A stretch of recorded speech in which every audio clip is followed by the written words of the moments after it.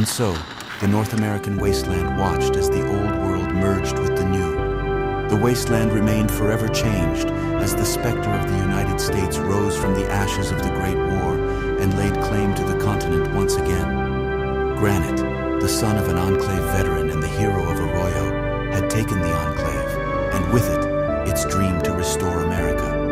But what became of it? Did Granite live up to the ideals of the Founding Fathers 500 years ago?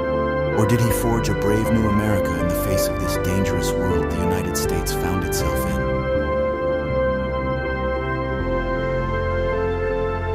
The Ghouls were often treated as outsiders within New California and the rest of America. Some were treasured for their pre-war skills or pitied for their deformities.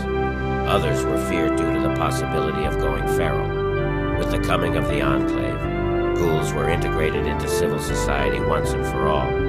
Ghouls helped America grapple with its history, for better or worse.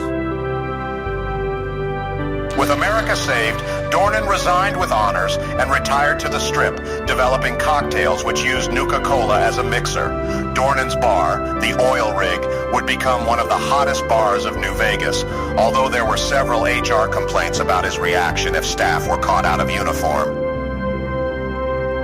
Granite continued on as president for many years before finally stepping down, restarting the tradition of presidential term limits instead of serving for life that had become the way of life in the Enclave. Many asked for him not to, but the president remained adamant.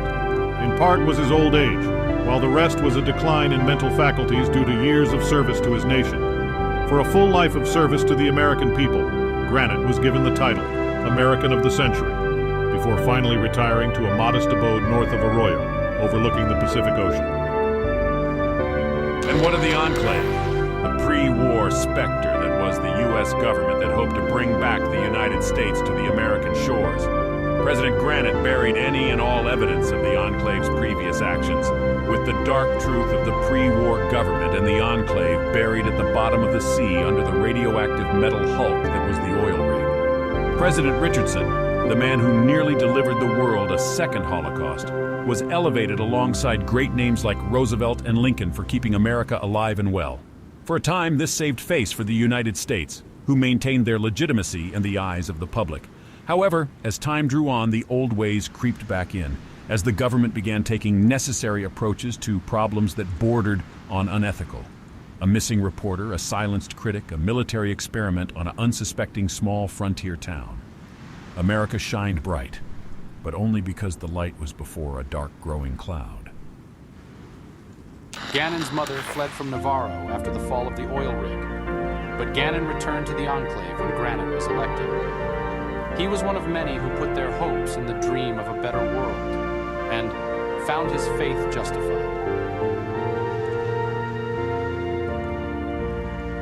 After the end of the Great War, freedom of speech vanished from most of America.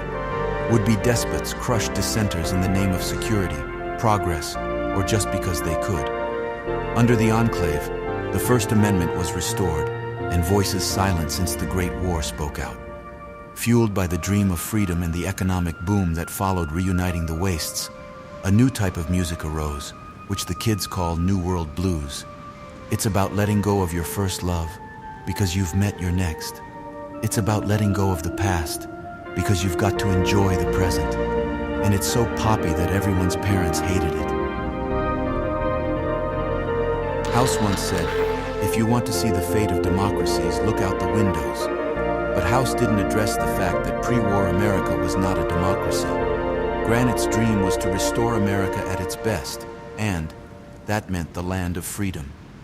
Deciding not to seek a fourth term after the war with Chicago, Granite stayed silent during debates over the Brotherhood War, the Hawaiian Conference, and the campaign against the South American Raiders. Those debates, bringing forth millions of voters across the reunited states, were simply democracy in action.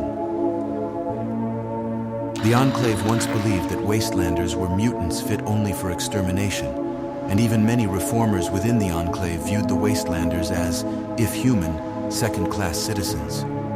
More than one centrist saw the wastelanders as humans, but inferior stock, who needed to be salvaged through genetic testing and other programs to save the American people.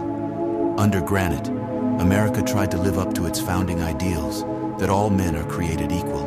Wastelanders, vault dwellers, and enclave purists all lived together, continuing the American experiment. The Great War saw an end to the America of old, snuffed out in the blinding flash of nuclear bombs.